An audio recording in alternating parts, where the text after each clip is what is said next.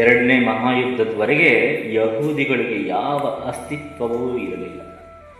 1948ರಲ್ಲಿ ಅಸ್ತಿತ್ವಕ್ಕೆ ಬಂದ 27 ಲಕ್ಷ ಜನಸಂಖ್ಯೆಯ ಮೊದಲ ಯಹೂದಿ ರಾಷ್ಟ್ರ ಇಸ್ರೇಲಿನ ಬಲವಿರುವುದು ಅದರ ಆಳವಾದ ಧರ್ಮನಿಷ್ಠೆಯಲ್ಲಿ.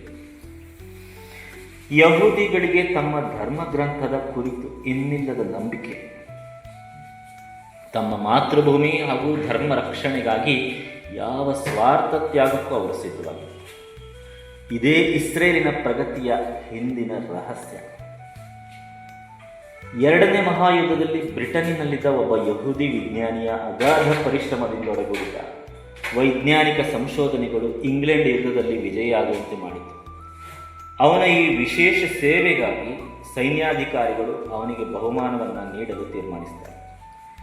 ಓರ್ವ ಮಂತ್ರಿ ಕೇಳ್ತಾನೆ, ನೀವು ಬ್ರಿಟನ್ನಿಗೆ ಮಹತ್ತರ ಸೇವೆಯನ್ನು ಮಾಡಿರ್ತೀರಾ, ನಾವು ಈ ಸಂದರ್ಭದಲ್ಲಿ ನಿಮ್ಮನ್ನು ಸನ್ಮಾನಿಸಿ ಬಯಸ್ತೇವೆ. ನಿಮ್ಮ ಮಹತ್ತರ ಸೇವೆಗೆ ಪ್ರತಿಯಾಗಿ ನೀವು ಏನನ್ನು ಬಯಸ್ತೀರಿ ಅಂತ. ಕೋಟ್ಯಾನುಗಟ್ಟಲೆ ಸಂಪತ್ತನ್ನು, ಹಿರಿಯ ಹುದ್ದೆಯನ್ನು, ಪದವಿ ಪ್ರತಿಷ್ಠೆಯನ್ನು, ಆಸ್ತಿಪಾಸ್ತಿಯನ್ನು ಅವನು ಕೇಳಬಹುದಾಗಿತ್ತು. ಒಂದು ಕ್ಷಣ ಅವನ ಮನಸ್ಸಿನಲ್ಲಿ ರಸವಿಲಾಸಪೂರ್ಣವಾದ ಭೋಗಾಸಕ್ತ ಜೀವನದ ಆಕರ್ಷಣೆ ಎದುರುವಂತೆ.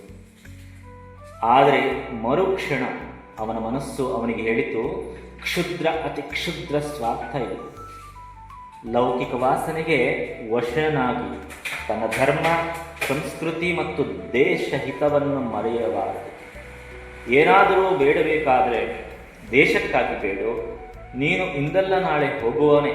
ಹಾಗಿರುವಾಗ ಧರ್ಮ ರಕ್ಷಣೆಗಾಗಿ ನೀನು ಏನಾದರೂ ಶಾಶ್ವತ ಯೋಗದಾನವನ್ನು ಮಾಡುವುದಾದರೆ ಅದು ಕೇವಲ ನಿನ್ನ ಒಬ್ಬನಿಗಲ್ಲ, ಇಡೀ ಯಹೂದಿ ಜನಾಂಗಕ್ಕೆ ಒಳಿತನ್ನುಂಟು ಮಾಡುತ್ತದೆ ಅನ್ನುವಂತಹ ಯೋಚನೆ ಮಾಡ್ತಾ ಆ ವಿಜ್ಞಾನಿ ಹೇಳ್ತಾನೆ, ಮಾನ್ಯರೇ, ನೀವು ನನಗೆ ಏನನ್ನಾದರೂ ಕೊಡಬೇಕೆಂದಿದ್ದರೆ ಯಹೂದಿಗಳಿಗೆ ತಮ್ಮ ಮಾತೃಭೂಮಿಯನ್ನು ಮರಳಿಕೊಡಿ.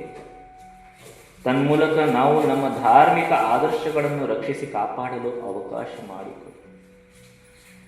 ಬ್ರಿಟಿಷರು ಅವನ ಮಾತನ್ನು ಅಲ್ಲಗಳೆಯಷ್ಟು ಕೃತಜ್ಞರೇನೂ ಆಗಿರಲಿಲ್ಲ. ಅವರು ಪ್ಯಾಲೆಸ್ತೀನಿನ ಕೆಲವು ಭಾಗಗಳನ್ನು ಅವರಿಗೆ ಕೊಟ್ಟರು.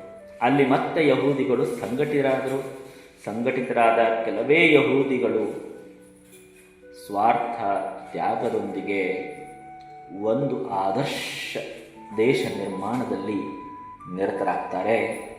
ಇಂದು ಇಸ್ರೇಲಿನ ಶಕ್ತಿ ಸಾಮರ್ಥ್ಯವನ್ನು ನೋಡಿ ಇಡೀ ಜಗತ್ತೇ ನಿಬ್ಬೆರಗಾಗ್ತಾ ಇದೆ.